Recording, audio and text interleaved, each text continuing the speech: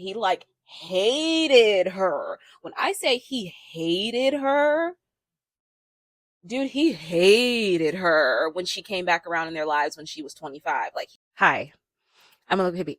And today we're going to be talking about a book I recently read. Be talking about Gianna Darling's Caution to the Wind.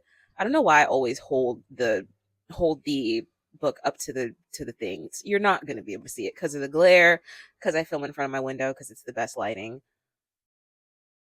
So I'm going to put the picture on the screen. um so basically this book follows May and Henning slash Axeman. This is I don't know if it's categorized as a dark romance. Maybe. I don't know. It's a romance. Let's just say it's a romance, just to be safe. Um, Henning starts out, he's a doctor, and he served time in the military. And when we begin the story, he is a doctor and he meets this woman named Kate who comes into the emergency room. She's all banged up, like she's very clearly been assaulted. She is a she's a sex worker and she's been assaulted. Um he sees her, he's wondering how anybody could do this. It's terrible. And she ends up coming back at a later time because of the nature of her work, and Um, he ends up marrying her to keep her safe and to get her out of that life, to take care of her. And she has a daughter. Her daughter's name is Cleopatra, whom Henning calls Glory because Cleopatra means glory.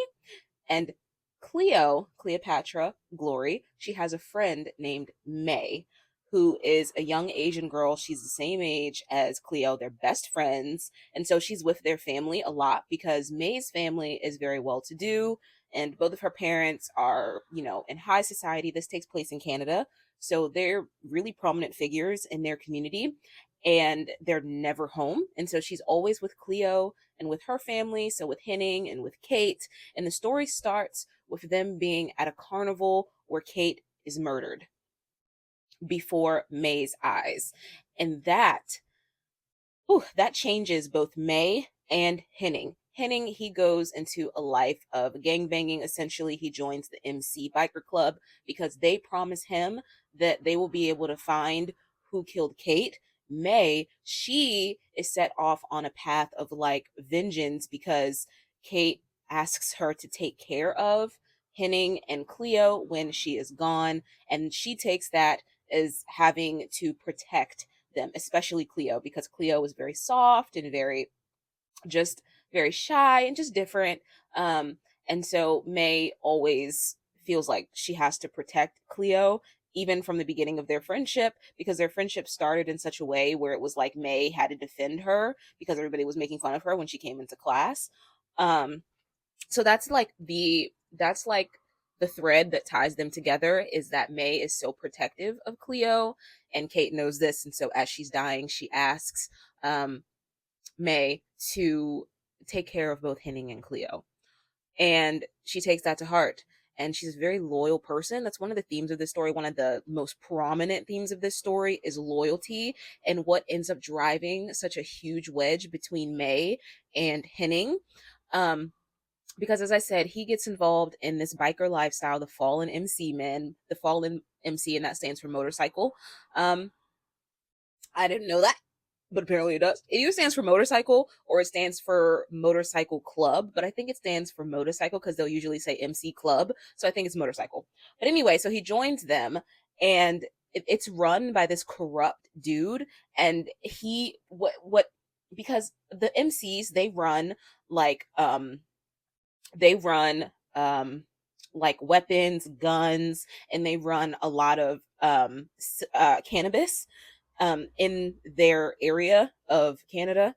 And I'm sorry, I don't remember exactly where it was, but there is this rival Chinese gang who is trying to step into their territory. They're running hard drugs through Canada, and so they're also trying to like step into the MC Fallen Men territory, and they're not having that, and it just all goes wrong with this corrupt MC um president running things. And long story short, when May comes of age, she's 17, she gets mixed up with the Chinese gang called the Triad.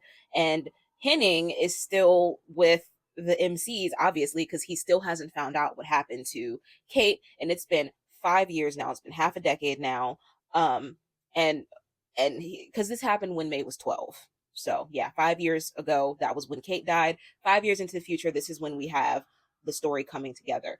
And Henning is with the MC Fallen Men Club, and May has joined or is in the beginning initiating um, stages of joining the Triad, which is the Chinese gang. And everything gets mixed up. She's trying to do one thing, Henning's trying to do another. It all clashes inevitably, and it ends up with Henning going to jail instead of May to keep her safe so that she can live her life and because he loves her. Fast forward into the future again, and we have a grown May. She's 25 now, and Henning is like in his 40s or something like that, and he hates her. Okay, he hates her because when he was in prison, she didn't visit him, and he's like, why did you not visit me, young lady? And there was a little bit of complicated feelings between them at that time because she had developed feelings for him over time. Um, Back in the past when she was 17, and she ended up kissing him, and he was like, whoa, chill the hell out, girl. But like, he had feelings for her too in that way because she's young, she's beautiful, we all understand. And um they end up coming back together 5 years later because Cleo is hurt. She's been assaulted by this serial killer, and you know, May has always been her protector, so she's the first person that Cleo calls on when this happens because that's their relationship. And they've been seeing each other behind Axeman's, his name is Axeman now, by the way. Um so now Axeman is he hates May because she never visited him while he was in jail, and he had feelings for her that he was not willing to come to terms with. He was in love with her, and then she just never came to visit him, and that hurt him, and so he felt like that was disloyal of her. And that was, like I said, that's a big thing, that's a big theme in this book, is loyalty. And he felt like she wasn't loyal, she just left, she let him go to jail for him when it was convenient, and then she never saw them again. Or little did he know, because like I said, May and Cleo were hanging out in that time because they're best friends. And so anyway, when they meet each other again, May and Henning slash Axeman, he is not having it, and thus ensues this enemies to lovers kind of relationship between the two. Obviously, they end up falling in love and being together because they're meant for each other, basically. And I just love this book. I thought the age gap romance was done so tastefully. I don't think it's weird for older men to see girls who are of age but are significantly younger than them and think that they are attractive and have feelings for them. I think that's normal. I'm not here to argue about that. I don't think that's wrong.